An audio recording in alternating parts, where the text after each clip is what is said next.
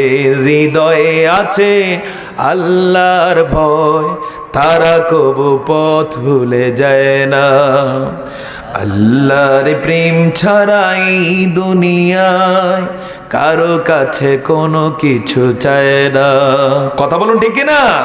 যাদের হৃদয়ে আছে আল্লাহর ভয়, তারা কবু পথ ভুলে যায় না।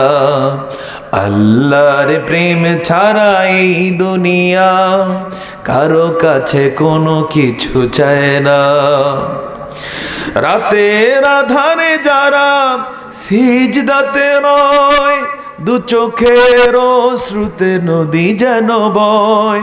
রাতের আধারে যারা সিজদাতে রয়, দু চোখের শ্রুতে নদী যেন বয়। ছলনার হাতছানি যতই আসুক, পিছনে ফিরেও তাকায় না। যাদের হৃদয়ে আছে আল্লাহর ভয়, তারা কবু পথ ভুলে যায় না। আল্লাহর প্রেম ছাড়াই দুনিয়া কারো কাছে কোনো কিছু চায় না। ইন্নাল হামদুলিল্লাহিল্লাযী খলাকানা ওয়া রাযাকানা ওয়া খালাকা লানা মা ফিল আরদি জামিআ وخلق السبع سماوات ومن الأرض مثلهن يتنزل الأمر بينهن لنعلم أنه على كل شيء قدير وهو الذي لا تأخذه سنة ولا نوم ونشهد أن سيدنا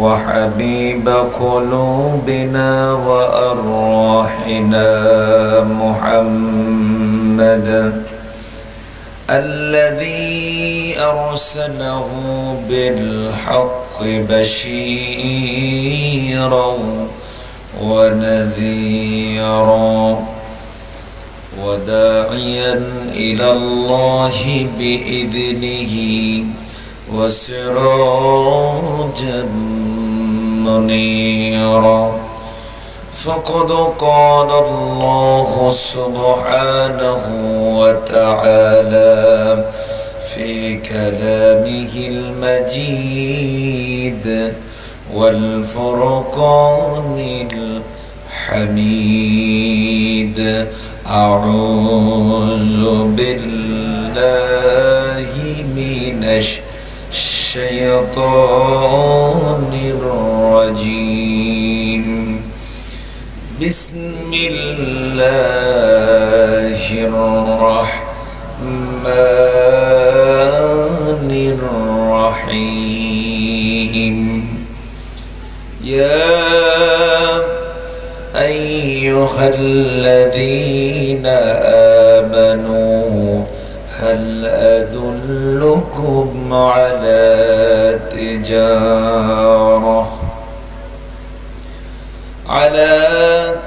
تجارة تنجيكم من عذاب أليم تؤمنون بالله ورسوله وتجاهدون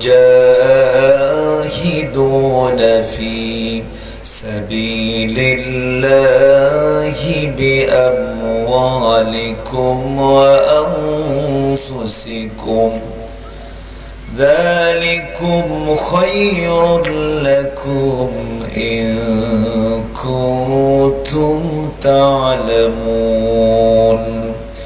يغفر لكم ذنوبكم ويدخلكم جنات تجري من تحتها الأنهار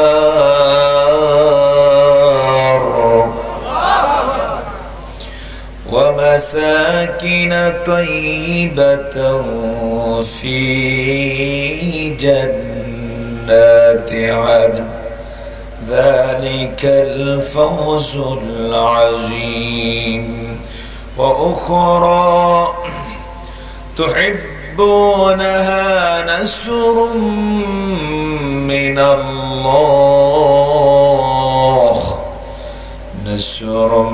من الله وفتح قريب وبشر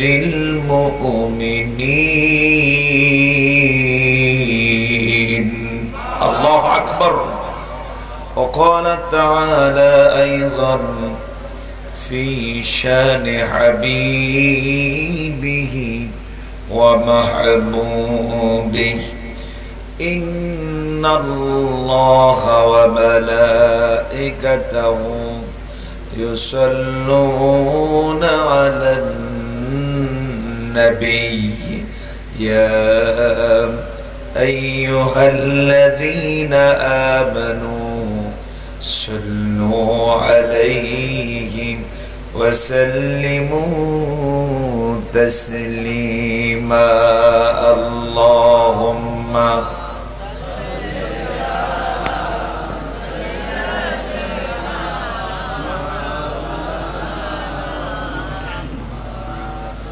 وعلى آل سيدنا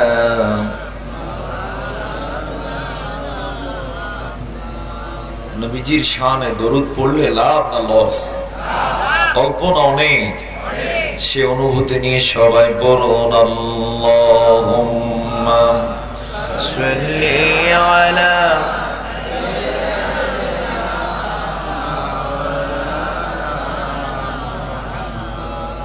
وعلى آل سيدنا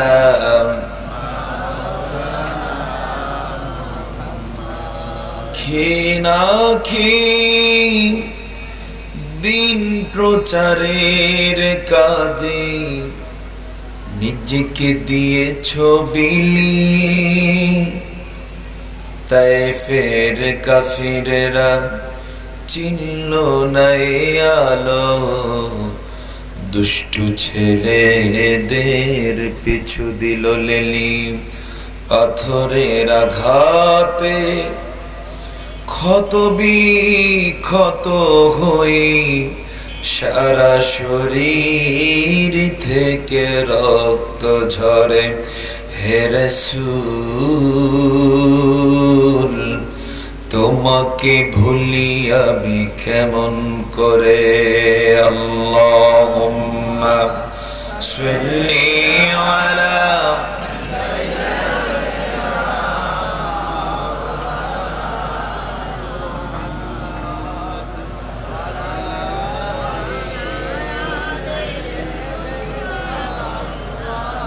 مولانا محمد بلغ العلا بكماله كشفت دجى بجماله حسنت جميع خصاله صلوا عليه وآله بلغ العلا كشفت دجى بجماله حسنت جميع خصاله صلوا عليه وآله الحمد لله জবান ছেড়ে পড়ছি আলহামদুলিল্লাহ। বাংলাদেশের ঐতিহ্যবাহী শহর বরিশালের উজিরপুরের হস্তিশুণ্ড কেন্দ্রীয় জামে মসজিদ ও আর তালুকদার কমপ্লেক্সের উদ্যোগে বহু কাঙ্ক্ষিত বাৎসরিক তাফসীরুল কোরআন মাহফিল তথা ওয়াজ ও দোয়া মাহফিলের এবছরের দেখতে দেখতে দিনব্যাপী পবিত্র আয়োজনের আমরা শেষ অধিবেশনে এসে উপস্থিত হয়েছি। শেষ অধিবেশনের উপস্থিত সুযোগ্য সম্মানিত সভাপতি, এলাকার গৌরব, হস্তিশুণ্ড কেন্দ্রীয় জামে মসজিদের প্রতিষ্ঠাতা জনাব আব্দুর রাজ্জাক তালুকদার সাহেব, আতালাল্লাহু আমরাহু ওয়া বারাকাল্লাহু ফি হায়াতিহি। সকলে বলুন আল্লাহুম্মা আমিন। উপস্থাপক, সঞ্চালক, সাধারণ সম্পাদক হস্তিশুণ্ড কেন্দ্রীয় জামে মসজিদ জনাব মোহাম্মদ মুয়াজ্জেম হোসেন জুগলু ভাই আমার আগে প্রাণবন্ত কথা বলেছেন। অত্র অঞ্চলের গৌরব, কৃতি সন্তান এবং হস্তিশুণ্ড কেন্দ্রীয় জামে মসজিদের সুযোগ্য সম্মানিত খতিব বন্ধুবর হযরত মাওলানা মাইনুদ্দিন সাহেব, আল্লাহ তাআলা তাকে নেক হায়াত দান করুন, কণ্ঠকে আরো দরাজ কণ্ঠ করে দিন। তার আগে কথা বলেছেন আপনাদের এই হস্তিশুণ্ডের আরেক কৃতি সন্তান, উদীয়মান তরুণ আলোচক জনাব হযরত মাওলানা আবুল হাসান সাহেব, আল্লাহ তাআলা তাকেও দ্বীনের জন্য কবুল আর মঞ্জুর করে নিন। তার আগে কথা বলেছেন এ আর তালুকদার কমপ্লেক্সের সুযোগ্য সম্মানিত মুহতামিম জনাব মুফতি নুরুল আলম সাহেব, সহকারে মঞ্চ উপবিষ্ট আমন্ত্রিত সুযোগ্য সম্মানিত ওলামায়ে কেরাম, সম্মানিত অতিথিবৃন্দ, আমার সামনে উপবিষ্ট আজকের এই মাহফিলটার মূল আকর্ষণ হস্তিশুণ্ড সহকারে উজিরপুরের বিভিন্ন এলাকা থেকে আগত দিন প্রিয়, ইসলাম প্রিয়, জাগ্রত বিবেক সম্মানিত মুরব্বিয়ানে কেরাম, তারুণ্যের উচ্ছ্বাস, কলিজার টুকরা আমার প্রিয় যুবক ভাইয়েরা, ছোট ছোট শিশু এবং কিশোরেরা, ছাত্র বন্ধুগণ, মাথার তাজ তুল্য সম্মানিত ওলামায়ে কেরাম, এই মাইকের আওয়াজ যত দূর যাচ্ছে তম মধ্যস্থিত আমার সম্মানিতা মা এবং বোনেরা, সাংবাদিক বন্ধুগণ, আইন শৃঙ্খলার বিভিন্ন পর্যায়ের দায়িত্বশীল বৃন্দ, সকলকে আমি আবারও সালাম দিচ্ছি। আপনারা সালাম গ্রহণ করুন। আসসালামু আলাইকুম ওয়া রাহমাতুল্লাহি ওয়া বারাকাতুহু। সবাই কেমন আছেন? আলহামদুলিল্লাহ। আল্লাহ তাআলার কৃতজ্ঞতা আদায় করে আমরা শেষ করতে পারবো না। দেখতে দেখতে করোনার একটা বছর শেষ হয়ে গেল। একটা বছরে গোটা বিশ্বকে করোনা বলা চলে থমকে দিয়েছে। কথা বলুন ঠিক না? অবস্থা এত কঠিন যে যারা বড় বড় কথা বলতো আল্লাহ তাআলা তাদের মুখে ঠুলি ভরায় দিয়েছে। ঠুলি চিনেন? কি? গরু যেন হাল চাষ করার সময় এদিক সেদিক জিব্বা না দিতে পারে, এই জন্য আগে দেখতাম ঠুলি দেওয়া হয়েছে। আজকে এই পৃথিবীতে আল্লাহর নেয়ামত পেয়েও যারা নেয়ামত অস্বীকার করেছে সবগুলোর মুখে আল্লাহ তাআলা ঠুলির ব্যবস্থা করেছে। গত একটা বছর এই অহংকারীরা এখন আর আগের মতো বড় বড় কথা বলে না, ঘর থেকে বের হয় না, দুই একটা যাও বের হয়, মুখে সেই ঠুলি, হাতে গ্লাভস, তারপরে তার উপরে বড় চশমা, এর উপরে এফরন, তার উপরে হেলমেট। যখন বাসার বাইরে বের হয়, অফিসের বাইরে বের হয়, সাংবাদিকরা কৌতূহলী হয়ে এমন ভাবে ধরে মনে হচ্ছে যেন চাঁদের দেশে যাওয়ার জন্য কোনো বিজ্ঞানী বের হয়েছে। দেখছেন কিনা এরকম ছবি? সেই প্রেক্ষাপটে আল্লাহ তাআলা আমাদেরকে, আমরা আগেও যেমন ছিলাম এখনো তেমন স্বাভাবিক আছি, যে আল্লাহ তাআলা আমাদেরকে সুযোগ করে দিলেন তার জন্য কৃতজ্ঞতা মন ভরে আদায় করছি। সবাই পড়ছি আলহামদুলিল্লাহ। সকলে মিলে পড়ুন রব্বানা লাকাল হামদ হামদান কাসীরান তাইয়িবান মুবারাকান ফীহি সুবহানাল্লাহি ওয়া বিহামদিহি সুবহানাল্লাহিল আযীম সুবহানাল্লাহি ওয়া বিহামদিহি আদাদা খালকিহি ورضا نفسه وزنة عرشه ومداد كلماته سبحان الله العظيم। আমরা মন ভরে আল্লাহ তাআলার কৃতজ্ঞতা আদায় করতে চেষ্টা করলাম। সম্মানিত হাজরিন, আজকের মাহফিলে এই চেয়ারে এই সময় থাকার কথা ছিল আমার বন্ধুবর হযরত মাওলানা মোহাম্মদ সালাউদ্দিন চাঁদপুরি ভাই, কিন্তু আজকে আমি ভোরের দিকে জানতে পারলাম যে উনি অসুস্থ হয়ে পড়েছেন। আমার গত রাতে প্রোগ্রাম ছিল এখান থেকে কাছে খাটিয়ালপাড়া, প্রোগ্রাম শেষ করে জুমা পড়তে হবে ঢাকায়, তারা গাড়ির ব্যবস্থা করেছেন। আমি চলে যাচ্ছিলাম এবং ফেরির মধ্যে তখন মাওলানা মাইনুদ্দিন সাহেব জানালেন যে ভাইজান এই অবস্থা, আমাকে একটু হেল্প করতে হবে। যখন জানানো হলো, আমার কিন্তু আজকে সন্ধ্যার পরের প্রোগ্রাম ছিল উত্তরাতে এডুকেশন সোসাইটি কেন্দ্রীয় জামে মসজিদের। আমি সাপ্তাহিক ঢাকায় থাকলে নিয়মিত তাফসির করি, চিন্তা করলাম সেটা হাতের কাছে আছে, একজনকে দেয়া যাবে। রাতে আরেকটা প্রোগ্রাম অনলাইনে, চিন্তা করলাম এটাও যদি নেটওয়ার্ক থাকে অনলাইনে করা যাবে। এরপরে জুমা পড়িয়ে যদি আসা যায় নেওয়া যাবে, এই চিন্তা করে পরবর্তীতে এলাম। তো সম্মানিত হাজিরিন, প্রথমত যে ভাইটা অসুস্থ তার জন্য দোয়া করছি, আল্লাহ যেন তাকে সুস্থতা দান করেন। আর দ্বিতীয়ত আমি এখানে আসার কথা ছিল না, হয়তো এটাই রিজিক ছিল, কথাও কি একটা রিজিক।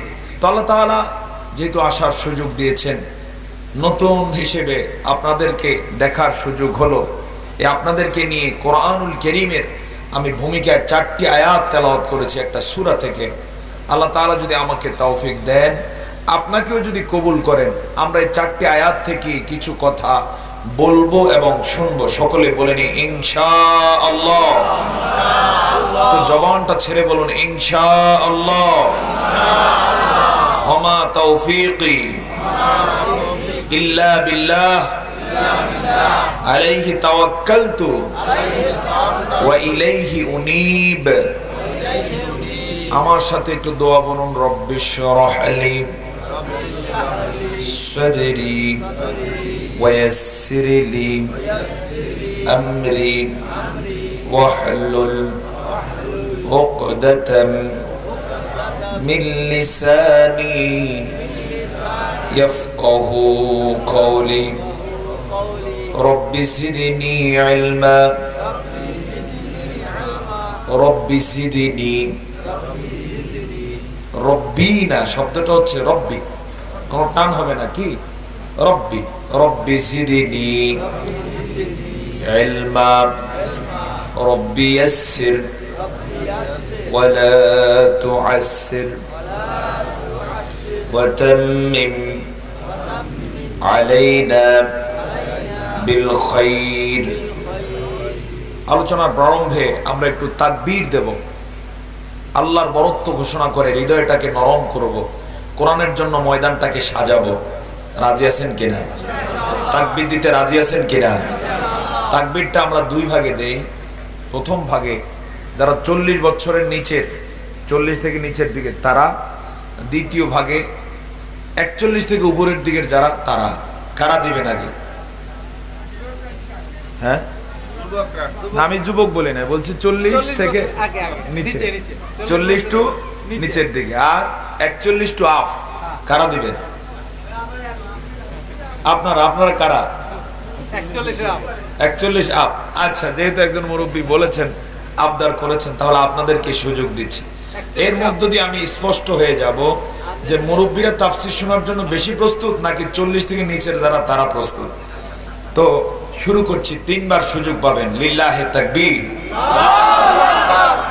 41 থেকে উপরের দিকে। আচ্ছা, মাশাআল্লাহ মাশাআল্লাহ। আর 2 বার মাত্র চান্স। লিল্লাহি তাকবীর,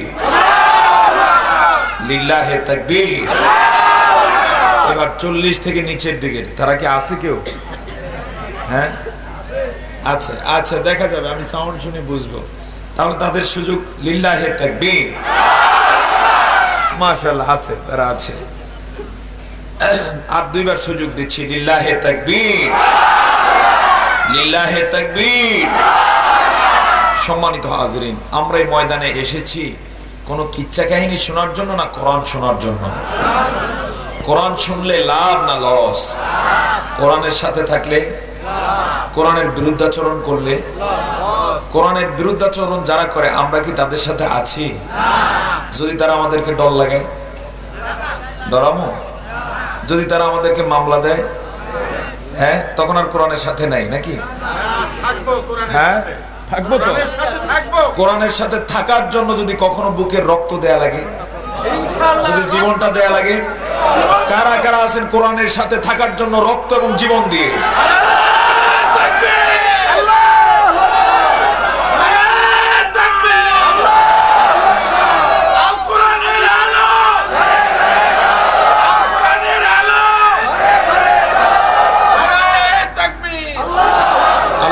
আমাদেরকে সেভাবে কবুল আর মঞ্জুর করে নেন, সকলে বলে আল্লাহুম্মা আমিন। গত কয়েকদিন আগে আপনারা জেনেছেন যে কোরআন আকাশের নিচে জমিনের উপরে সবচেয়ে নির্ভুল গ্রন্থ, সেই কোরআনের 26টা আয়াত নিষিদ্ধ করার জন্য মামলা করা হয়েছে। আপনারা জানেন কি কি করা হয়েছে? মামলা করা হয়েছে।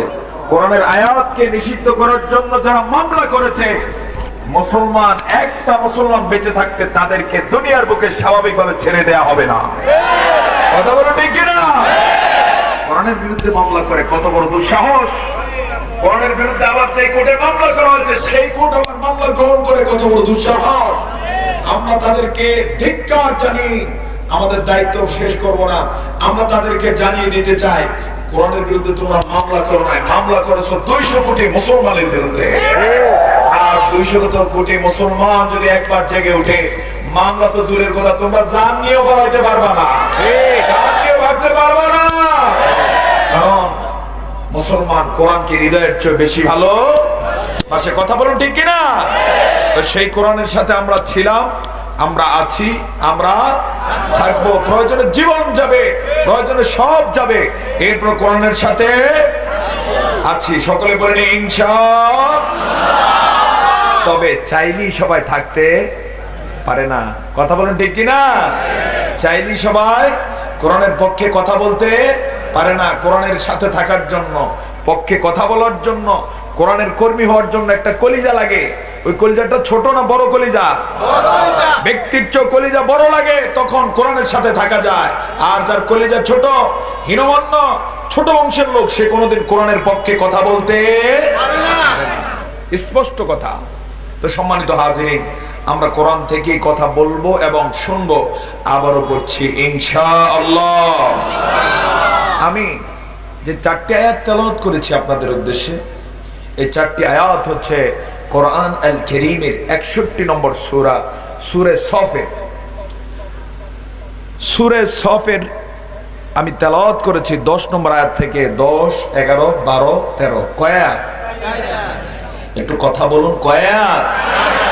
এই 4টি আয়াতকে কেন্দ্র করে আজকের আলোচনা চলবে। আবারও বলেন ইনশাআল্লাহ।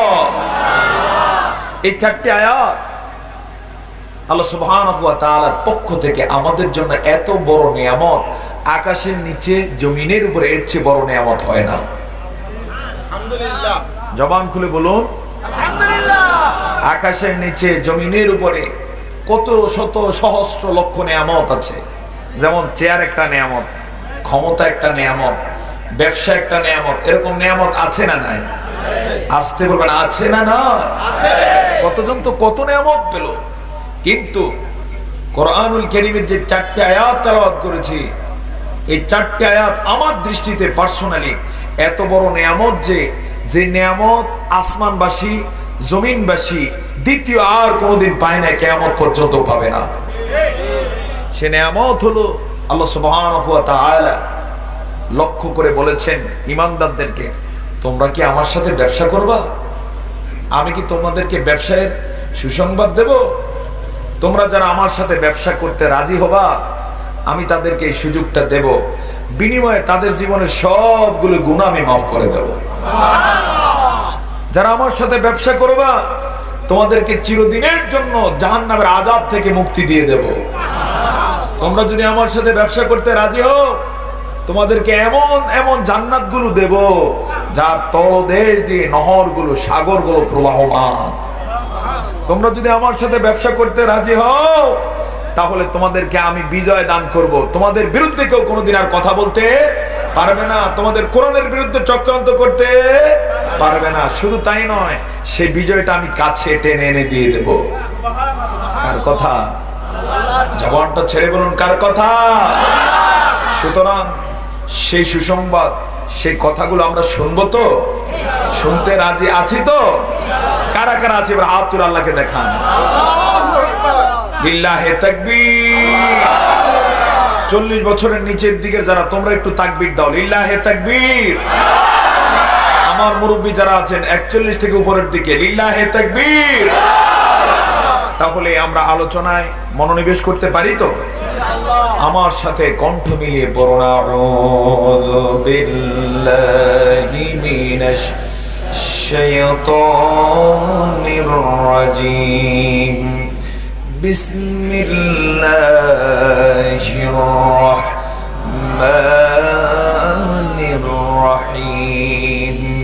ইয়া আইয়ুহাল্লাযীনা আমানু هل أدلكم على تجارة تنجيكم من عذاب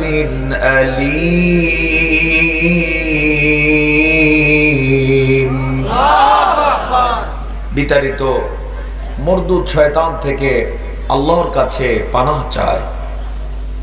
পরম করুণাময় অতি দয়ালু আল্লাহর নামে শুরু করছি। হে যারা বিশ্বাস স্থাপন করেছো, ঈমান আনয়ন করেছো, হাল আদুল্লুকুম আলা তিজারা, আমি কি তোমাদেরকে ইঙ্গিত দেব, ইশারা করব, সংবাদ দেব এমন একটা ব্যবসার, যেই ব্যবসা যদি করতে রাজি হয়ে যাও, যে ব্যবসা যদি করতে পারো, তুজিকুম মিন আযাবিন আলীম, তাহলে তোমাদেরকে যন্ত্রণাদায়ক যত আযাব আছে দুনিয়া এবং আখিরাতে সব আযাব থেকে মুক্তি দিয়ে দেওয়া হবে। কার কথা? জবানটা ছাড়ুন, বলুন কার কথা? জাহান্নামের আযাব তো আছে, এছাড়া আরো যত আযাব আছে সব আযাব থেকে কি? সব আযাব থেকে কি? শুধু একটা ব্যবসা করতে হবে। কার সাথে? আল্লাহর সাথে। সেই ব্যবসা করতে আমরা রাজি আছি কিনা? ইনশাআল্লাহ। আসতে আমরা রাজি আছি কিনা? এই কথাটা এত দামি কথা আমার দৃষ্টিতে, আমি যখনই চিন্তা করি আয়াতটা নিয়ে, এত দামি কথা যে যদি গোটা বিশ্বের কোন সেরা ধনী, বিশ্বের বাছাই করা মন্ত্রী, এমপি, দেশের সেরা যারা কূটনীতিক, রাজনীতিবিদ, অর্থনীতিবিদ, ব্যবসায়ী, তাদের জন্য একটা সোনালী গ্যালারি করে প্রত্যেকটা চেয়ার হীরার তৈরি, যিনি দেখেছেন তার চেয়ারটা স্বর্ণ হীরামণি মাণিক্য দ্বারা তৈরি, সেই গ্যালারি ঝকঝক করছে, চকচক করছে। এমন গ্যালারিতে বসে যদি যিনি আহ্বান করেছেন তিনি বলেন আমার সাথে কি তোমরা ব্যবসা করবা, যে ব্যবসা করলে তোমাদের জীবনের সব অন্যায় মাপ এবং একটা জান্নাত দিয়ে দেয়া হবে, তাহলে সেই গ্যালারিতে বললে কথাটার যত দাম হতো, আমার দৃষ্টিতে এই কথাটার দাম তার চেয়ে বেশি। সে কথাটা দুনিয়ার কারো কথা নয়। কার কথা? জবান ছাড়ুন, কার কথা? আল্লাহু আকবার। আমার বন্ধুগণ, সেই কথাটা তিনি বলেছেন কোন নাস্তিক, কোন মুরতাদ, কোন মুশরিক, কোন মুনাফিক, কোন হিন্দু, কোন খ্রিস্টান, কোন বৌদ্ধ, কোন ধর্ম নিরপেক্ষ মতবাদ লালনকারীকে কেন্দ্র করে নয়, বরং আকাশের নিচে জমিনের উপরে যাদের দাম সবচেয়ে বেশি সেই ইমানদারদেরকে লক্ষ্য করে কেবলমাত্র কথাটা বলেছেন। কে বলেছেন? সুবহানাল্লাহ। সেই ইমানদার কারা? যদি কোরআনকে প্রশ্ন করে, ওগো কোরআন, যে ইমানদারদেরকে লক্ষ্য করে আল্লাহ তাআলা ব্যবসার জন্য বলেছেন, সেই ইমানদার কারা? কোরআন অসংখ্য জবাব দিয়েছে। একটা জবাব এভাবে দিয়েছে, ওয়াল্লাযীনা আমানু আশাদ্দু হুব্বান লিল্লাহ।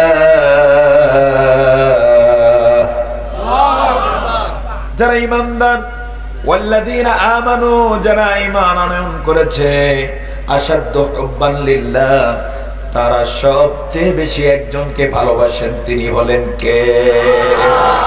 আল্লাহ। আল্লাহকে সবচেয়ে ভালোবাসে, জীবন দিয়ে ভালোবাসে। এসো আল্লাহকে ভালোবাসি দিয়ে মন প্রাণ, এসো আল্লাহকে ভালোবাসি দিয়ে মন প্রাণ। আল্লাহু আকবার। এমন মন প্রাণ দিয়ে আল্লাহকে যারা ভালোবাসে তারাই হলেন ঈমানদার। সুবহানাল্লাহ। এমন ভাবে তারা আল্লাহকে ভালোবাসে, ওই ভালোবাসার দাবিতে যদি কখনো রক্ত দেয়া লাগে, হেসে হেসে রক্ত দিয়ে দিবে, এরপর আল্লাহর ভালোবাসা থেকে এক চুল দূরে সরবে না। প্রশ্ন করতে পারেন, হুজুর এমন উদাহরণ আসেনি যারা আল্লাহকে জীবনের চেয়ে ভালোবেসেছে? জবাব দেব, নবীজির যতজন সাহাবী শাহাদাত বরণ করেছেন তারা জীবনের চেয়েও বেশি আল্লাহকে ভালোবাসছেন নাকি বাসেন নাই? আসতে বলবেন না, বেসেছেন নাকি বাসেন নাই? একটু চিন্তা করুন তো। হযরতে হামজা রাদিয়াল্লাহু তাআলা আনহু, উহুদের ময়দানে তাকে শহীদ করে দেয়া হলো। তাকে প্রথমে বর্ষা মারা হয়েছে, বর্ষার মাথায় ছিল বিষ মাখানো, বর্ষার আঘাত লেগেছে বুকে, সেখানেই শহীদ হয়ে গেলেন। তার শাহাদাত পর্যন্ত জালেমেরা থামে নাই। এরপরে তার লাশটাকে ধরা হয়েছে, লাশের দুহাত দুপাত দুদিকে টেনে ধরে বুকটাকে গলা থেকে নাভি পর্যন্ত কেটে ফেলা হয়েছে। নাভি পর্যন্ত কেটেই থামে নাই। ভিতর থেকে ছুরির মাথা দিয়ে দিয়ে, তলোয়ারের মাথা দিয়ে দিয়ে কলিজা বের করেছে, গুদ্দা বের করেছে, টুকরা টুকরা করেছে। হিন্দার মতো জালেমা ফাসিকা ওই কলিজা মুখের মধ্যে দিয়ে চাবাইছে। এত কষ্ট করেছেন হামজা, এরপরও ইসলাম থেকে, আল্লাহর ভালোবাসা থেকে এক চুল দূরে সরেন নাই। আল্লাহু আকবার। আর এমন ভাবে যারা আল্লাহকে ভালোবাসার কারণে ইন্তেকাল করা লাগে, মরা লাগে, জীবন দিয়ে দেয়া লাগে, আল্লাহ রাব্বুল আলামিন তাদের বিষয়ে সুসংবাদ দিয়েছেন, ওয়ালা তাকুনু লিমান ইউকতালু ফি সাবিলিল্লাহি আমওয়াত বাল আহয়াউ ওয়ালাকিন লা তাশউরুন। আল্লাহু আকবার। আল্লাহ তাআলা বলেন, ওয়ালা তাকুলু, তোমরা বলো না, লিমান ইউকতালু ফি সাবিলিল্লাহি আমওয়াত, আমার পথে যারা জীবন দিয়েছে তাদেরকে মরে গেছে এই কথা বলো না, বাল আহয়া, বরং তারা জীবিত হয়ে যায়, তোমরা বোঝো না। আমার বন্ধুগণ, একটা ঘটনা, উহুদ যুদ্ধে যারা শাহাদাত বরণ করেছেন সংখ্যা তাদের একজন দুইজন নয়, 70 জন। কয়জন? 70 জন সাহাবী শাহাদাত বরণ করলেন। এই 70 জনের মধ্যে যিনি অন্যতম তিনি হলেন হযরতে হামজা রাদিয়াল্লাহু তাআলা। 70 জন সাহাবীকে কবরস্থ করা হলো। আজকের যে উহুদ পাহাড়, উহুদের ময়দান, এই ময়দান এবং এর আশেপাশে একজন সাহাবী এমন ছিলেন, উহুদের ময়দানে কোফ খেয়েছেন, তাকে বাম সিনার নিচে কোপ দেওয়া হয়েছে। উহুদের ময়দানে কাফেররা কোপ মেরেছে। এই কোপের কারণে প্রচন্ড আঘাত পেয়ে রক্ত ঝরতে ঝরতে সাহাবী শহীদ হয়ে গেলেন। রক্ত থামানোর জন্যই সাহাবী হাতটা যেখানে কোপ লেগেছে ওই ক্ষতের উপরে দিয়ে এই অবস্থাতে শহীদ হয়ে গেলেন। শহীদদের বৈশিষ্ট্য হলো যে অবস্থায় সে মারা যায় তাকে আর গোসল দেয়া হয় না, তার কাপড় চেঞ্জ করা হয় না। যে কাপড়ে শহীদ হয়ে যায় ওই কাপড়েই কি দাফন হয়ে যায়। তাকে ওইভাবে দাফন করে দেয়া হলো। এভাবে একদিন দুই দিন নয়, যেতে যেতে প্রায় 1400 বছর কেটে গেল।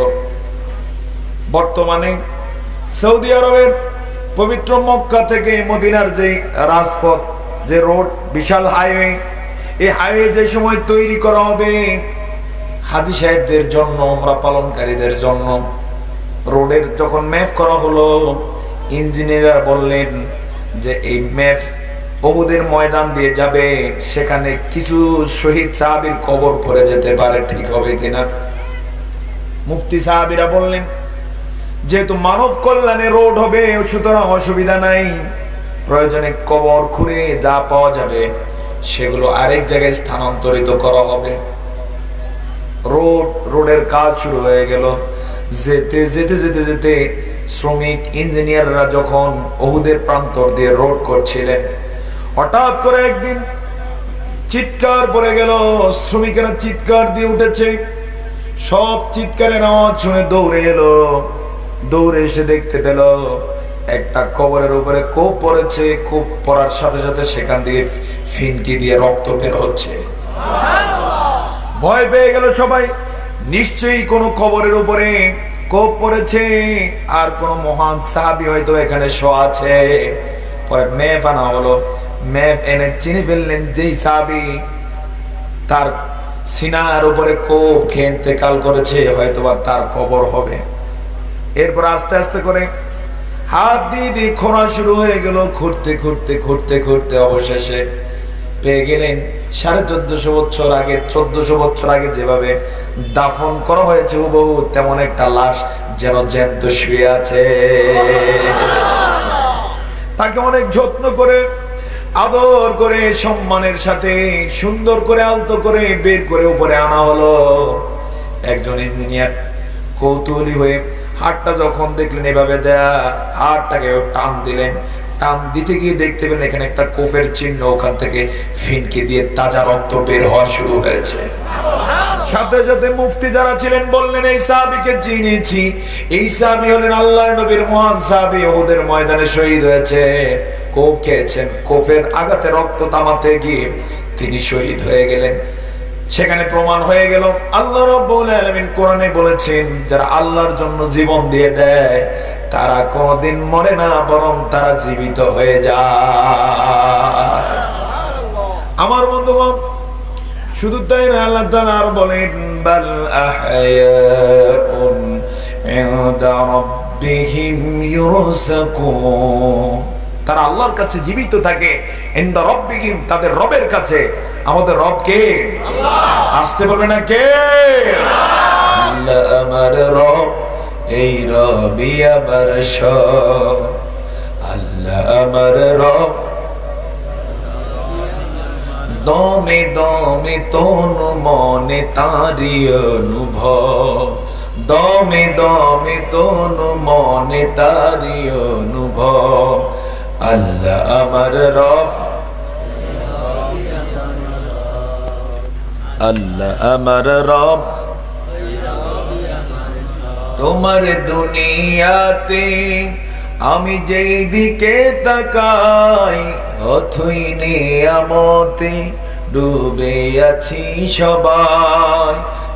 পাখালির গানে শুনি তাসবিহ কলো রব, তাসবিহ কলো রব।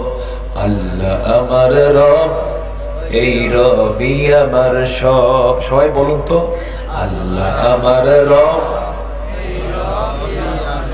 তো আল্লাহ তাআলা বলেন বাল আহয়াউন ইনদা রাব্বিহিম ইউরযাকুন, আল্লাহর ভালোবাসায় যারা জীবন দিয়ে দেয় তারা জীবিত হয়ে যায়, আর তাদের রবের কাছে তাদেরকে সব সময় রিজিক দেয়া হয়।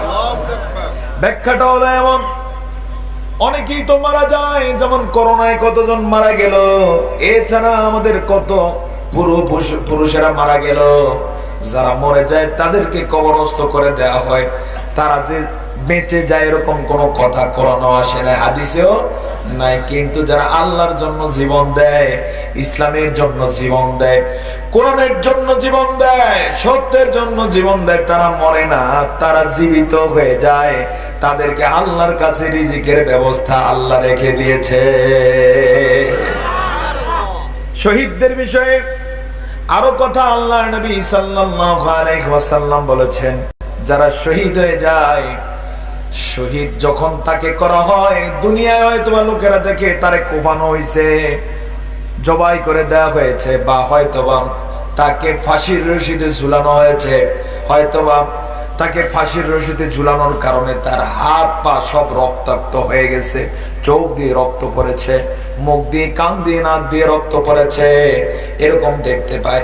কিন্তু নবীজি সাল্লাল্লাহু আলাইহি ওয়াসাল্লাম বলেছেন, শহীদকে যখন শহীদ করা হয়, একটা ছোট পিঁপড়া যদি কাউকে কামড় দেয়, যতটুকু ব্যথা লাগে, শহীদ যখন শাহাদাত বরণ করেন, এতটুকু ব্যথা তার কাছে মনে হয় না। এরপরে যখন তার রূহটা বের হয়ে যায়, ফেরেশতারা হাসতে হাসতে তার রূহটাকে আদর করে, যত্ন করে, জান্নাতের রুমালে করে সরাসরি নিতে নিতে জান্নাতুল ফেরদাউসে নিয়ে যান।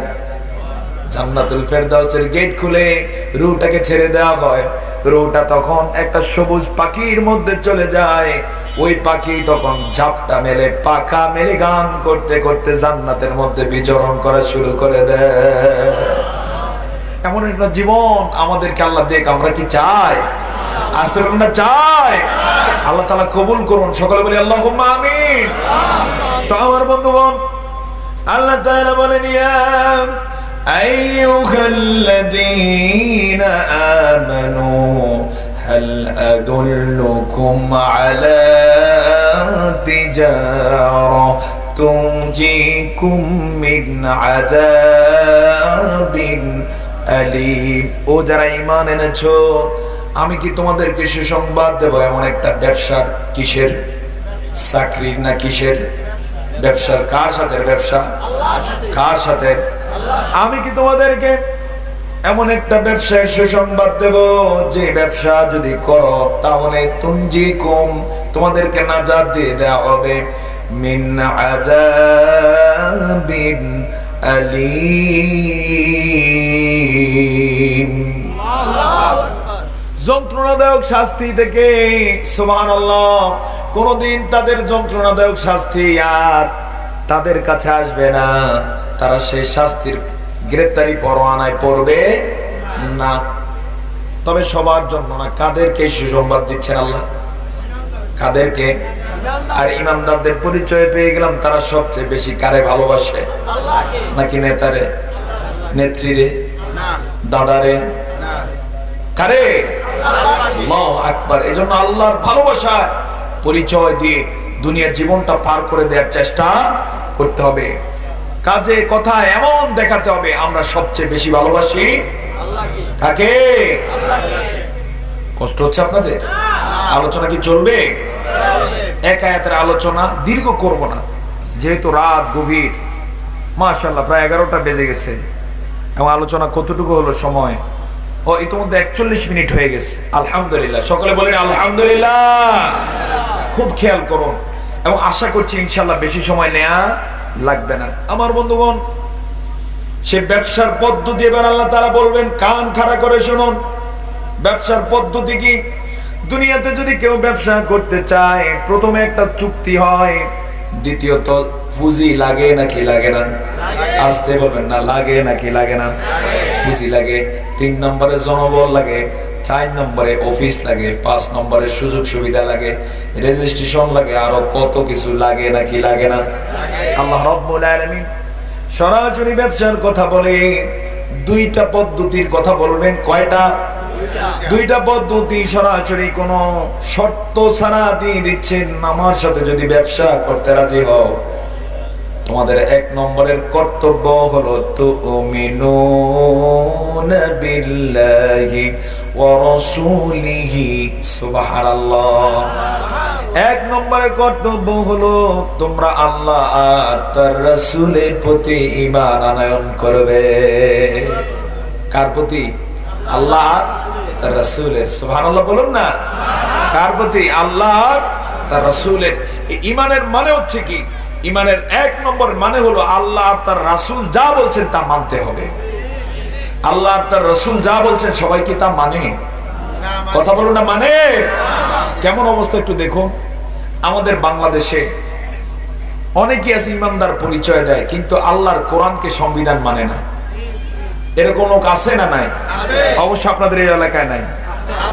সেই ইমানদার, মুসলমানও পরিচয় দেয়, হজও করছে, যাকাতও দেয়, তসবিহ টিপে, আবার গলায় হয়তো গলায় এরপরে মাথায় ইমানদারির বহু কিছু সে পরে দেখায়।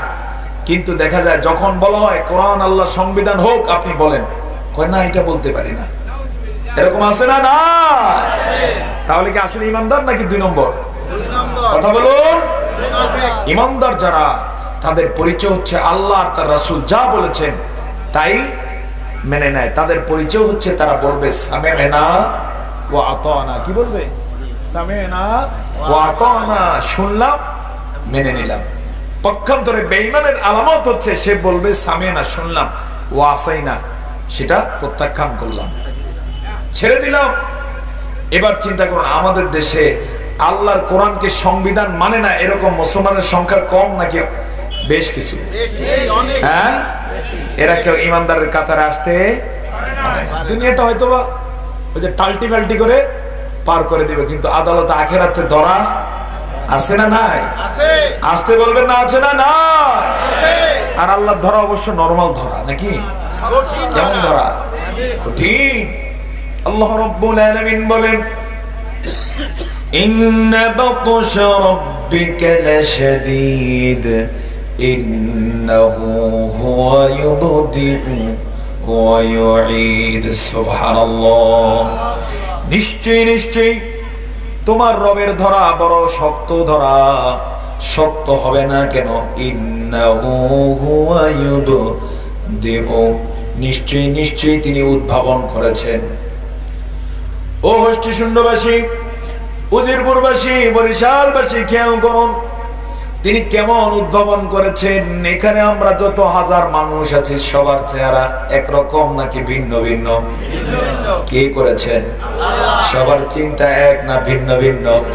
কণ্ঠ কণ্ঠ বিবেক। সুবহানাল্লাহ। ইন্নাহু হুয়া ইউবদিউ, নিশ্চয়ই নিশ্চয়ই তিনি উদ্ভাবন করেছেন। যেমন তিনি পছন্দ করেছেন তেমন করেই তিনি সৃষ্টি করেছেন। সেই কথাটাকে আবার ব্যাখ্যা দিয়েছেন সূরা ইনফিতারের মধ্যে। সেখানে তিনি বলতে গিয়ে বলেছেন, ইয়া আইয়ুহাল ইনসানু মা গররাকা বিরাব্বিকাল কারীম الذي خلقك فسواك فعدلك في أي صورة ما شاء ركبك। জবান ছেড়ে বলুন আল্লাহু আকবার।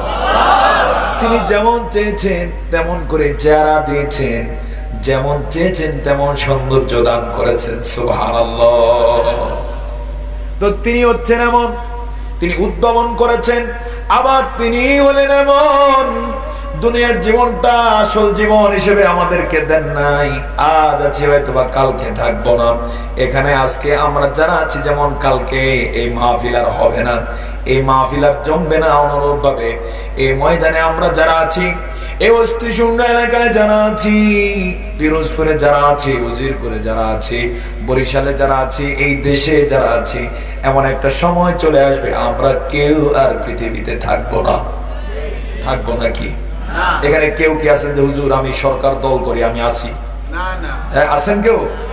আমার দোস্ত, আপনি তো দূরের কথা, কত বড় বড় হোমরা সোমরারাই থাকতে পারে নাই। আল্লাহু আকবার।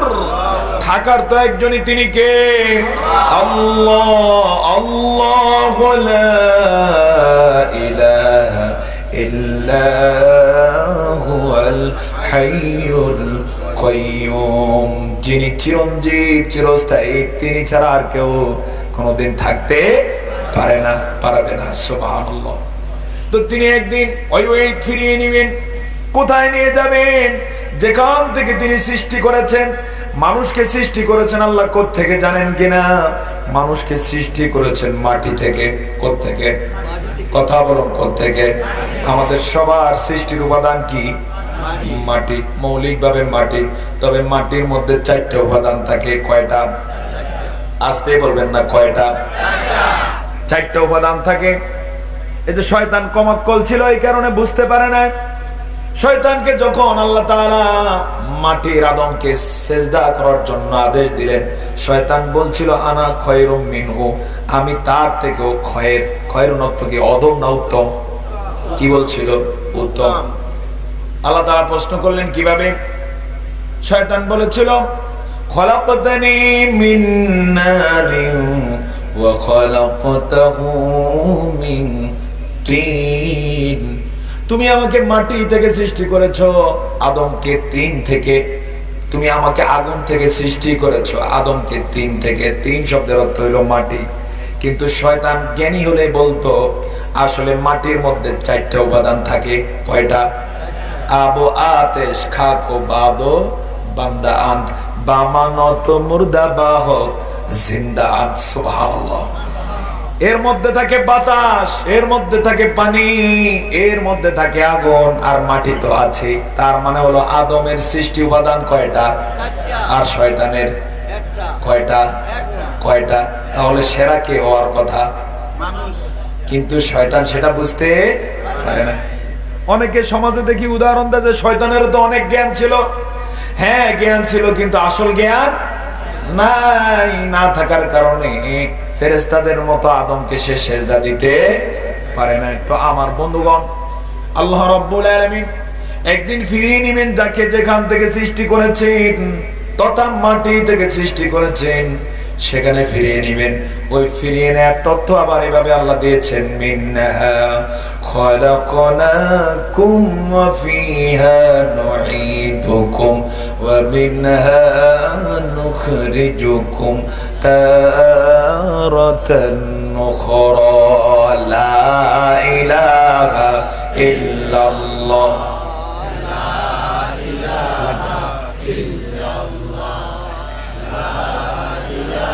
একটু বাড়িয়ে দিতে হবে। লা ইলাহা ইল্লাল্লাহ। আল্লাহ তাআলার এত ক্ষমতা, তিনি সৃষ্টি করেছেন, তিনি উদ্ভাবন করেছেন, তিনি ফিরিয়ে নেবেন কোথায়? মাটিতে। মিনহা খলাকনাকুম। আল্লাহ তাআলা এভাবে বলে দিয়েছেন, যেটা আমরা কাউকে দাফন করতে গিয়ে বলি মিনহা খলাকনাকুম, এখান থেকে আমি তোমাকে সৃষ্টি করেছি। কে বলেছেন? অফিহা নুঈদুকুম, এখানে তোমাকে ফিরিয়ে নেওয়া হবে। অমিনহা নুখরিজুকুম, এখান থেকে বের করা হবে। তারাতান উখরা।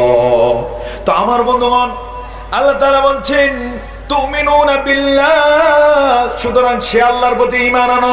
ব্যবসা করতে যদি রাজি হয়ে যাও, কার প্রতি ঈমান আনবে? তুমিনুনা বিল্লাহি, সাথে সাথে ওয়া রাসূলি, কার প্রতি? রাসূলের প্রতি। এটা হলো ব্যবসার 1 নম্বর কাজ। কয় নম্বর? 1 নম্বর। গুরুত্বপূর্ণ না নরমাল? সহজ নাকি কঠিন? কথা বলুন, সহজ নাকি কঠিন? শুধুমাত্র কেবলমাত্র আল্লাহ তার রাসূলের প্রতি ঈমান আনতে হবে। ঈমানের দাবিতে অটল অবিচল থাকতে হবে। এবার 2 নম্বরটা আসতেছে, সেটা একটু কঠিন। সেটা কি? কঠিন। একটু শুনুন। আল্লাহ তাআলা বলেন ওয়াতুজাহিদুনা ফি সাবিলিল্লাহি বিআমওয়ালিকুম ওয়া আনফুসিকুম। সুবহানাল্লাহ। 2 নম্বরে কাজ করতে হবে। সেখানে কাজের 2টা অপশন, কাজের 2টা ধারা। 1 নম্বরে হলো তোমরা সংগ্রাম করতে হবে, লড়াই করতে হবে। কি দিয়ে সংগ্রাম, কি দিয়ে লড়াই? সংগ্রাম এবং লড়াই করতে হবে। 1 নম্বরে তোমাদেরকে যে মাল দিয়েছি, মাল দিয়ে। 2 নম্বরে তোমাদেরকে যে জান দিয়েছি, জান দিয়ে। ডর লাগেনি? ডর লাগেনি? এগুলো দিয়ে সংগ্রাম করতে হবে। কার পথে? আসতে বলবেন না, কার পথে? ভয় লাগেনি? এগুলো দিয়ে সংগ্রামের যদি ডাক আসে, আমরা রাজি আছি নি? যদি ডাক আসে, আমরা কি প্রস্তুত? অস্থি শুনলে কারা কারা প্রস্তুত এগুলো দিয়ে আল্লাহর পথে? আল্লাহ তাআলা সেই সৌভাগ্য দান করুন। তা আমার বন্ধুগণ, আল্লাহ তাআলা বলেন 2 নম্বরে হলো وَتُجَاهِدُونَ فِي سَبِيلِ اللَّهِ بِأَمْوَالِكُمْ وَأَنفُسِكُمْ, তোমাদের মাল দিয়ে এবং জান দিয়ে লড়াই করবা। সুবহানাল্লাহ। অতীত থেকে, ইতিহাস থেকে একটু শুনুন, আল্লাহর নবী সাল্লাল্লাহু আলাইহি ওয়াসাল্লাম এমন ঘোষণা যখন দিলেন, আবু বকররা মাল দিয়ে জান দিয়ে লড়াই করছেন নাকি করেন নাই? আসতে বলবেন না, করেছেন নাকি করেন নাই? এই লড়াইয়ের কারণে আল্লাহ সম্মান বাড়িয়ে দিয়েছেন না কমিয়ে? আসতে বলবেন না, বাড়াইছেন না কমাইছেন?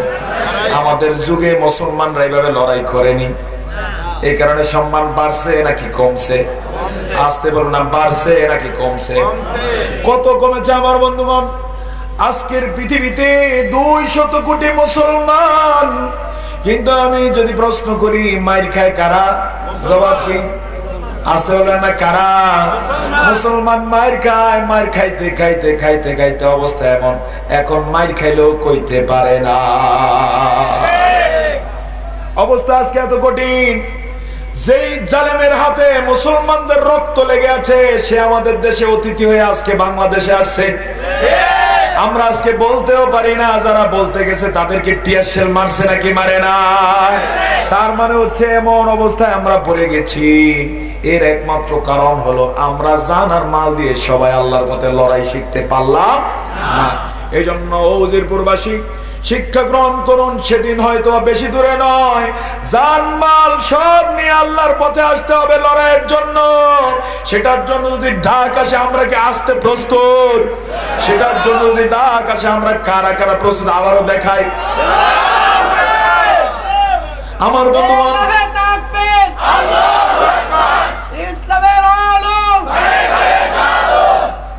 আমার বন্ধুগণ, এই কারণে স্পষ্ট আল্লাহ তাআলার বক্তব্য হচ্ছে, আমার সাথে যদি ব্যবসা করতে রাজি হও, ব্যবসা কিন্তু সোজা জিনিস না।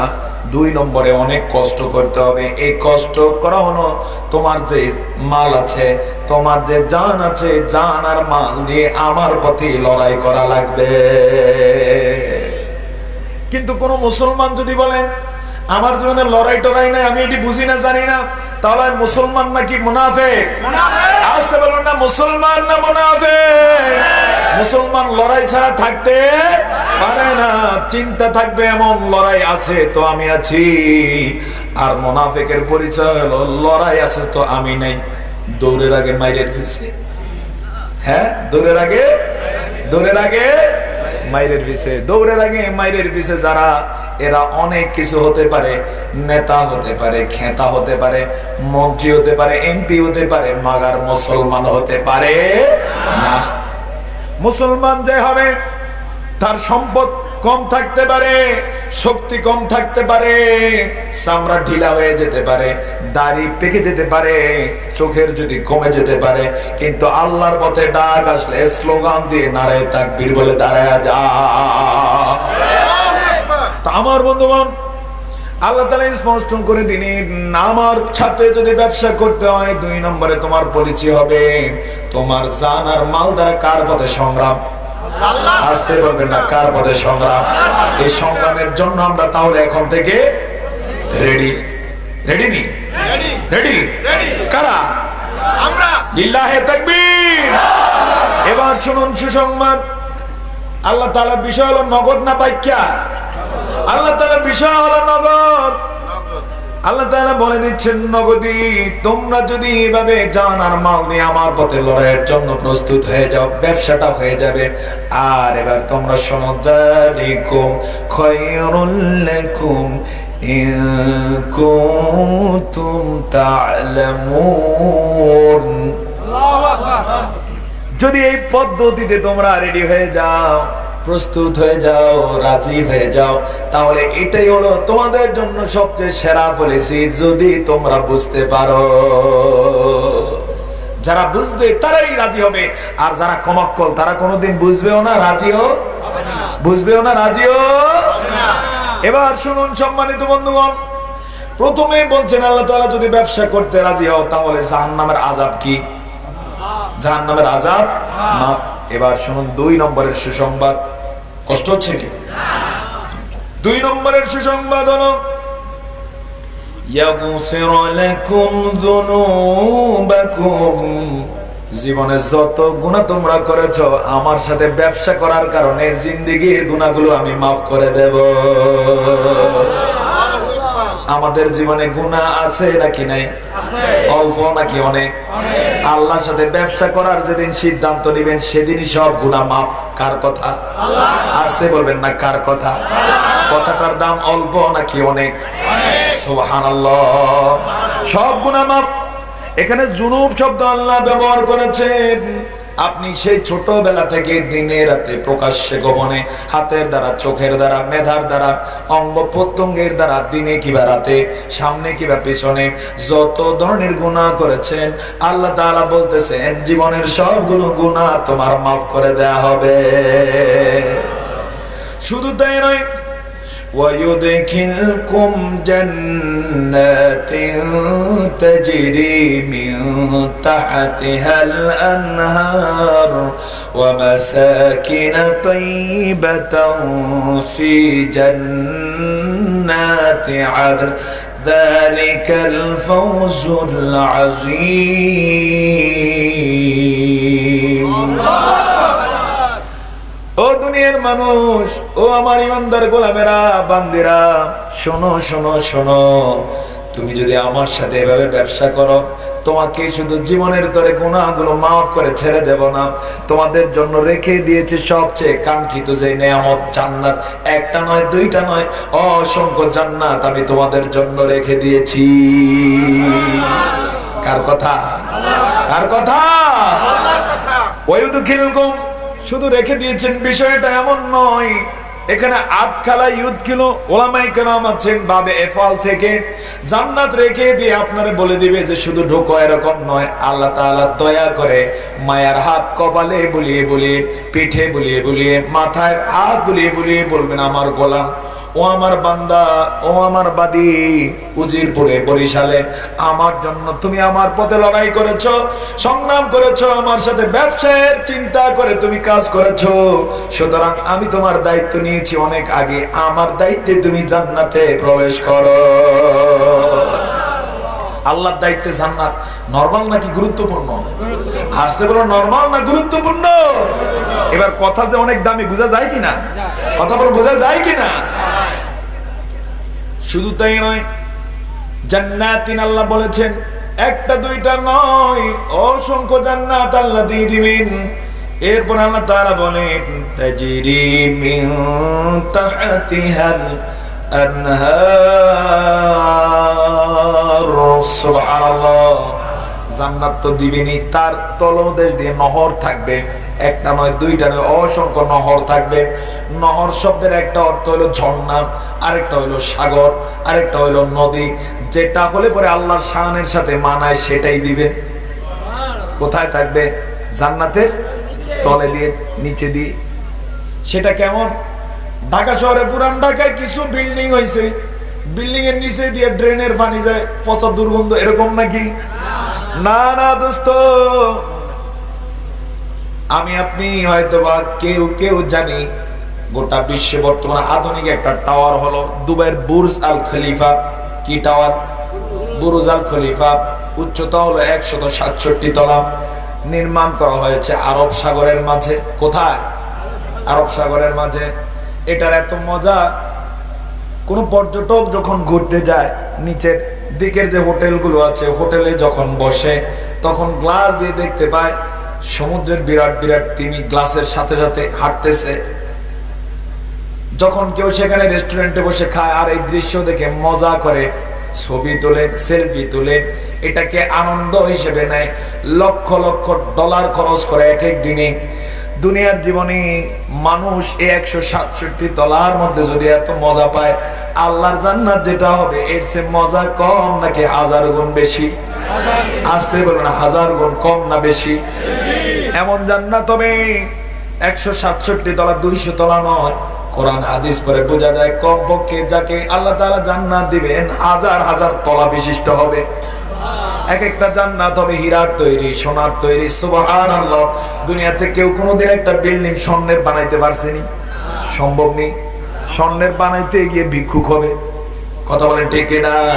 আর আল্লাহ জান্নাত তৈরি করেছেন, সহিহ বুখারীর বর্ণনা, লাবিনাতুম মিন যাহাবিন ওয়া লাবিনাতুম মিন ফিদ্দাতিন ওয়া মালাতুহা মিসকুল আসফার ওয়া হাসবাউহা লুলু ওয়াল ইয়াকুত। আল্লাহু আকবার। জান্নাতের এক একটা ইট বিশাল বিশাল, একটা স্বর্ণের, তার উপরটা রৌপ্যের। আর হীরা মণিমাণিক্য দ্বারা এগুলোকে গাঁথুনি দেওয়া হয়েছে, পানির বদলে ব্যবহার করা হয়েছে মিস্ক। মিস্ক এত সুঘ্রাণ বিশিষ্ট, এক ফোঁটা যদি দুনিয়াতে ফেলা হতো গোটা পৃথিবী ঘ্রাণে ভরপুর। সেই জান্নাতে একতলা দুই তলা নয়, হাজার হাজার তলা। আল্লাহর সাথে যারা ব্যবসা করবে এরকম অসংখ্য জান্নাত তাকে দেওয়া হবে। আর তার তলদেশ দিয়ে যে নহরগুলো থাকবে, কোরআনুল কারীমের সূরা মুহাম্মদের বর্ণনা অনুযায়ী বলা যায় কমপক্ষে 4টা নহর থাকবে। কয়টা? একটা মদের। সুবহানাল্লাহ বলতে পারেন না? কিসের? লজ্জা লাগেনি? কার কথা? আল্লাহর কথা। এভাবে বলেছেন আল্লাহ তাআলা, খামরিন লাযযাতিন লিশারিবিন। এমন মদ খাইলে শুধু মজাই লাগবে।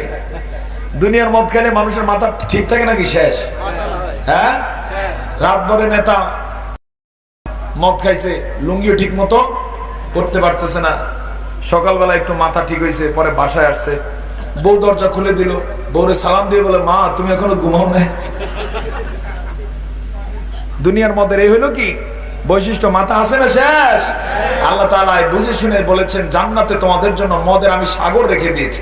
যারা দুনিয়াতে মদ খাবা না, স্পর্শ করবা না, টাচ করবা না, তাদের জন্য এই মদের সাগর আমি চমৎকার ভাবে বহমান করে রেখে দিয়েছি, তলদেশ দিয়ে থাকবে। লাযযাতিন লিশারিবিন। এত যে মজার, যত খাবে তত মজাই পাবে, কোনোদিন মাতাল হবে না, বরং মেধা বাড়বে, যোগ্যতা বাড়বে, এনার্জি দিন দিন বেড়ে যাবে। দুনিয়ার মদের 2টা দোষ আছে। এক নম্বর হচ্ছে একটা বোদকা গন্ধ, খাইলেই বমি আসে। আমরা পত্রপত্রিকা বই পুস্তক পড়ে যেটা পাই, যখন কর্ক খোলে, কাক খোলে, তখন এমন এই যে বোদকা গন্ধ বলে, এই গন্ধে অবস্থা কাহিল। এরপরও যেগুলো নির্লজ্জ খায়, খাওয়ার পরে আবার কি মেন্টাল মাতাল হয়ে যায়। এই 2টা দোষ আছে। আর জান্নাতের এই 2টা দোষ বিবর্জিত মদ আল্লাহ তাআলা রেখে দিয়েছেন, বোতলে না, জগে না, গ্লাসে না, বরং একটা সাগর দিয়ে দিবেন। আরেকটা থাকবে দুধে, মিন লাবানিল লাম ইয়াতাগায়্যার তা'আমুহু। এই বিষয়ে আলোচনা করতে গেলে দীর্ঘ আলোচনা দরকার, আমি সেই দিকে যাব না। আরেকটা থাকবে মধুর। মধুর বিষয়ে আল্লাহ তাআলার বক্তব্য হচ্ছে মিন আসালিন মুসাফফা। এমন মধু স্বচ্ছ, যে মধু, দুনিয়ার মধু খেতে গেলে ঠ্যাং পাওয়া যায়, ফাকনা পাওয়া যায়, মধুর পোকার বাসা পাওয়া যায়। এরপরে 2 নম্বর মধু, কিন্তু বলে আল্লাহর কসম 1 নম্বর আনছি, নিজের হাতে ভাঙি আনছে, অথচ সে গাছও দেখে নাই, মধুর কোনো বাসাও দেখে নাই। এরকম আছে না নাই? অবশ্য বরিশালে হয়তো বা নাই। আল্লাহ তাআলা এগুলো জেনে শুনে বলতেছেন, ডরাও না, তোমাদের জন্য আমি মধুর সাগর রেখে দিয়েছি, স্বচ্ছ। সুবহানাল্লাহ বলবেন না? ঝকঝকা, চকচকা, চমৎকার, স্বচ্ছ মধুর বিশাল সাগর। আরেকটা হচ্ছে স্বচ্ছ সুমিষ্ট পানির। তো আমার বন্ধুগণ, শুধু এগুলোই নয়, আল্লাহ তাআলা অসংখ্য সাগর রেখেছেন জান্নাতে। এক একটা সাগর হবে আমাদের এই বাংলাদেশের মতো নয়, পৃথিবীর মতো নয়, তার চেয়েও বড় বড়। এই কথা সবগুলোকে আল্লাহ তাআলা কোট করে সংক্ষেপে এইভাবে কোরআনের মধ্যে বলছেন, জান্নাতিন তাজরি মিন তাহতিহাল আনহার। এবার আল্লাহ তাআলা বলেন, শুধু তা দেব এটাই নয়, তোমাদের জন্য আরো আছে। কার কথা? কার কথা? ওয়া মাসাকিনা তাইয়িবাতান ফি জান্নাতি আদন। বিশাল বিশাল জান্নাত দেব, সাগর দেব, মহাসাগর দেব, নিয়ামত দেব। এতটুকুই নয়, জান্নাতুল আদনের মধ্যে তোমাদের জন্য আমি পবিত্র পবিত্র বাড়ি রেখে দিয়েছি। এমন বাড়ি, যেই বাড়িতে টয়লেট নাই, প্রস্রাবখানা নাই। বুড়ারা চিন্তা করছেন যে আমার ডায়াবেটিসের সমস্যা, আমি তাহলে কি করব? জান্নাত এত চমৎকার। অপবিত্র যা যেমন থুতু অপবিত্র, জান্নাতে থুতু থাকবে না, প্রস্রাব থাকবে না, পায়খানা থাকবে না, চোখের কেতুর থাকবে না, মুখের লালা থাকবে না। জান্নাত পুত পবিত্র জিনিস দিয়ে, নাজ নেয়ামত দিয়ে, টপ টু বটম, আদ্যবান্ত, শুরু থেকে শেষ সবটা সাজিয়েছেন কে? কোন জান্নাত দিবেন? এখানে বলতেছেন জান্নাতু আদন, জান্নাত কয়টা জানা আছেনি? জান্নাত কয়টা? সব জান্নাত দিবেন। এই আয়াত পড়ার আগে, তাফসীর পড়ার আগে মনে করতাম বিভিন্ন কাজের কারণে হয়তো জান্নাত একটাই দিবেন, কিন্তু কোরআন হাদিস পড়ে যেটা বোঝা যায় আল্লাহ তাআলা আল্লাহর প্রিয় নেক বান্দাদেরকে, ঈমানদারদেরকে একটা নয় দুইটা নয়, কাউকে কাউকে 8টা জান্নাতই দিয়ে দিবেন। জোরে বলুন না সুবহানাল্লাহ। কারণ হলো আল্লাহর নেক বান্দা যারা হবে তারা অনেক দয়ার বান্দা হবে, অনেক আদরের বান্দা হবে, আল্লাহর অনেক প্রিয় বান্দা হবে। বিশেষ করে যেই বান্দারা রাতের বেলা সবাই ঘুমিয়ে যেত, কিন্তু আল্লাহর ওই গোলাম একটু ঘুমিয়ে ওযু করে তাহাজ্জুদের মসলায় দাঁড়িয়ে যেত, সেজদায় গিয়ে কাঁদতো, দুনিয়ার কেউ দেখতো না। এমন আদরের বান্দা যারা হবে তাদেরকে আদর করে করে আল্লাহ তাআলা একটা নয় দুইটা নয় সব জান্নাত দিয়ে দিবেন। বিশেষ করে আল্লাহর পথে যারা সংগ্রাম করবে, যে কোনো মূল্যে আল্লাহর পথে লড়াই করবে, হক কথা বলবে, কোনোদিন শয়তানি শক্তিকে পরোয়া করবে না, প্রয়োজনে যদি জীবন চলে যায় জীবন দিয়ে দিবে, এমন যারা হয়ে যাবে তাদেরকে অসংখ্য জান্নাত তো দিবেনই, জান্নাতুল আদনও দিয়ে দিবেন। জান্নাতুল আদনের বিষয়ে সুনানে তিরমিজির বর্ণনা হলো এত চমৎকার জান্নাত। যেদিন আল্লাহ তাআলা জান্নাতুল আদন তৈরি করা শেষ করলেন, জিবরাইলকে ডেকে বললেন, আমি একটা জান্নাত বানিয়েছি, নাম দিয়েছি আদন, তোমাকে সার পত্র দিলাম, অনুমতি পত্র দিলাম, একটু দেখো। জিবরাইল আমিন অনুমতি পেয়ে আনন্দে আত্মহারা হয়ে জান্নাতুল আদন ভিজিট করার জন্য এলেন। গেটে জান্নাতুল আদনের প্রহরী যারা, দায়িত্বশীল যারা, সিকিউরিটির দায়িত্বে যারা, তাদেরকে কার্ড দেখালেন, ঢুকার অনুমতি পেলেন। ঢুকতে গিয়ে অবাক করা কাণ্ড, যত সামনে আগান দেখতে পান ততই বিস্তৃত, বিশাল। এক একটা ফুলের বাগান পৃথিবীর চেয়েও বড়, আঙ্গুরের বাগান তার চেয়েও বড়, খেজুরের বাগান এক একটা পৃথিবীর চেয়েও হাজার হাজার গুণ বড়। এই দৃশ্য দেখে জিবরাইল অবাক, কাদের জন্য এই জান্নাত বানানো হলো রে আল্লাহ? অবাক হয়ে হয়ে জান্নাত ঘুরে ঘুরে দেখতেছেন। হঠাৎ করে জিবরাইল আলাইহিস সালাম চোখের সামনে একটা আলোর ঝলকানি পেলেন। কি সাউন্ডটা একটু বাড়িয়ে দিলে সুন্দর হতো। আলোর ঝলকানি, আলোর ঝলকানি যখন পেলেন তিনি ভয় পেয়ে গেলেন, মনে করলেন এটা আল্লাহর নূর। কি মনে করলেন? আল্লাহর নূর। আল্লাহর নূর মনে করে তাৎক্ষণিক প্রস্তুতি নিয়ে সেজদায় পড়ে গেলেন। সেজদা দিতে হয় কারে? আল্লাহকে। আসতে বলেন না কারে? নাকি ফিসাবের মাজারে, কচ্ছপের পায়ে, কাচ্চিমের কাছে, খানজাহান আলীর মাজারে গিয়ে, কুমিরের পায়ের কাছে? সেজদা কার জন্য? এই কপাল একমাত্র কার জন্য? জিবরাইল আমিন কপাল টেকে সেজদায় পড়ে গেলেন। দীর্ঘ সময় পর্যন্ত সেজদা দিয়ে এরপরে আবার তিনি অবলোকন করলেন, ওই আলোটা আগের মতো হাটে দেখা যায়। সেজদা থেকে মাথা উঠালেন, মাথা উঠানোর পরে দেখতে পেলেন জান্নাতি চমৎকার সুন্দরী একজন নারী ওই জান্নাতে হাঁটাহাঁটি করতেছে। তার শরীরে এত সুন্দর, এত স্কিন এত সুন্দর, এবং ওই হুরের দাঁতের আলো এত সুন্দর। জিবরাইলের হাঁটাহাঁটি দেখে হাসছিল, ওই হাসিতে গোটা জান্নাত আলোকিত হয়ে গেছে। জিবরাইল আলাইহিস সালাতু ওয়াস সালাম মনে করেছে মনে হয় যেন আল্লাহর নূর, এই কারণে আল্লাহর ভয়ে সেজদায় পড়ে গেছে।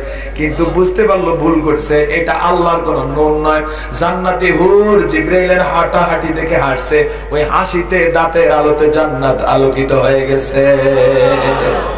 তো আল্লাহর সাথে যারা ব্যবসা করবে অনেক অনেক নিয়ামতের পাশাপাশি জান্নাতুল আদন আল্লাহ তাআলা দিবেন। দেওয়ার পরে আল্লাহ তাআলা বলছেন যালিকাল ফাওজুল আযীম, এটাই হলো সবচেয়ে বড় সফলতা। কার কথা? আসতে বলবে না কার কথা? দুনিয়াতে এর চেয়ে বড় ব্যবসা হয়নি। আসতে বলবেন না হয়নি। দুনিয়ার সবচেয়ে সেরা ধনী যে সেও এই ব্যবসা করতে পারবেনি। ঈমান ছাড়া এই ব্যবসা করার যোগ্যতা কারো নাই। হতে পারে সে রাষ্ট্রপতি, প্রাইম মিনিস্টার, প্রধানমন্ত্রী, বিশ্বের সেরা ধনী, সেরা গুণী, সেরা ক্ষমতাধর, ঈমান ছাড়া কারো কপালে এই ব্যবসা জোটে না। আর ঈমান যারা নেই, হতে পারে হস্তি শূন্য এলাকার গরিব মানুষ, রিক্সা চালক, ঠেলাওয়ালা, কুলি দিন মজুর, কৃষক, কিন্তু ঈমানই নেই। যদি আল্লাহর পথে ঈমান আর আমলের জরিয়া সে করে নিতে পারে, বিশেষ করে আল্লাহ তার রাসূলের প্রতি ঈমান এবং জান আর মাল দিয়ে যদি আল্লাহর পথে সংগ্রাম শুরু করে দিতে পারে, তার জন্য ব্যবসা অবধারিত, আর তার জন্যই আল্লাহ তাআলা উপরের নিয়ামতগুলো বরাদ্দ রেখে দিয়েছে। এরপর আল্লাহ তাআলা 4 নম্বর আয়াত ধারাবাহিক 13 নম্বর আয়াতে বলছেন, ওয়া উখরা তুহিব্বুনাহা নাসরুম মিনাল্লাহ।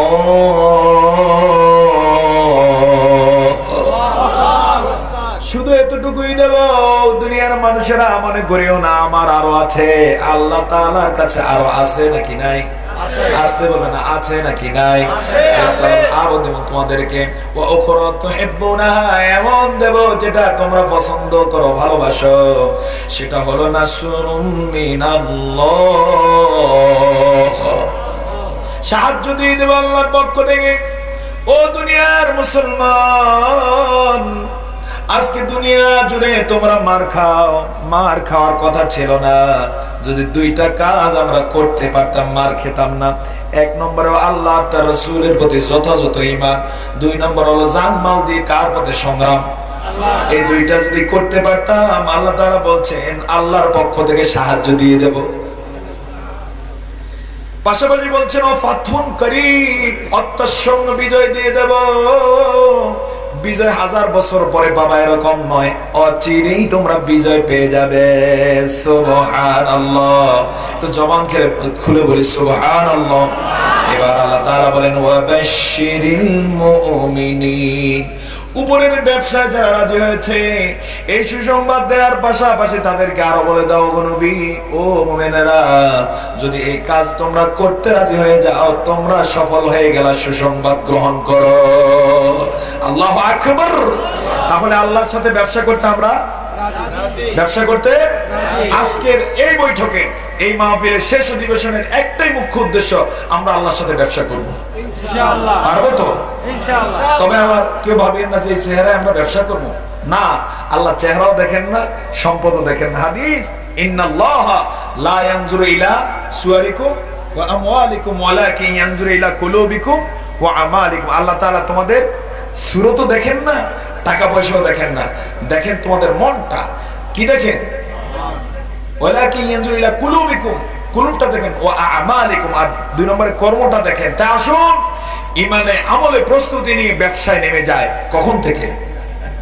কালকে থেকে, হ্যাঁ আজকে থেকে। কখন থেকে? এখন থেকে। পারবো তো ইনশাআল্লাহ? এর জন্য যদি প্রয়োজনে দাঁত ভেঙে দেওয়া হয় মেনে নেব, এর জন্য যদি প্রয়োজনে রক্ত দিতে হয় পারবো তো ইনশাআল্লাহ? আপনারা এই সিদ্ধান্ত নিন, আমরা এই সিদ্ধান্ত নেই, ইনশাআল্লাহ বিজয় আমাদের আসবে। কোন নেতা খেতার আমরা আর পিছনে হাঁটা লাগবে না। বিজয় দান করবেন কে?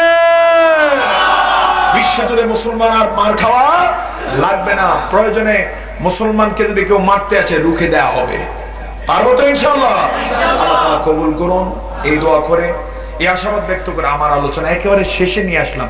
তাহলে কয় আয়াত নিয়ে আলোচনা হলো? কয় আয়াত? দরুদ শরীফ পড়ে আল্লাহুম্মা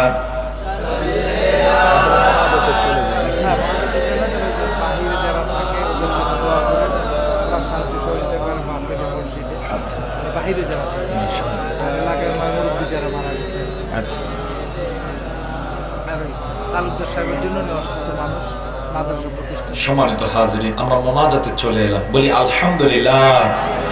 কিছু সময় ধরে আমরা কোরআন থেকে কিছু কথা শুনলাম। আপনারা কি কষ্ট পেয়েছেন? কেউ এটা মনে করেন না যে হুজুর আয়েশা এখান থেকে বললেন কেন?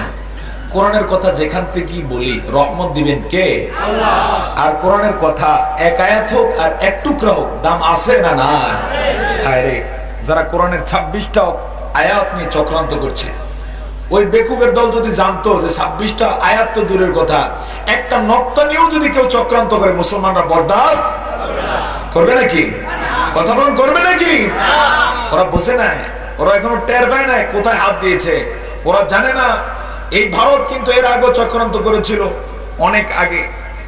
শাহ আতাউল্লাহ বুখারী রহমতুল্লাহ আলাইহি যে সময় দিল্লির শাহী মসজিদের খতিব, কলকাতার হাইকোর্টে সে সময় কোরআনের কয়েকটা আয়াত নিষিদ্ধ করার জন্য মামলা করেছিল।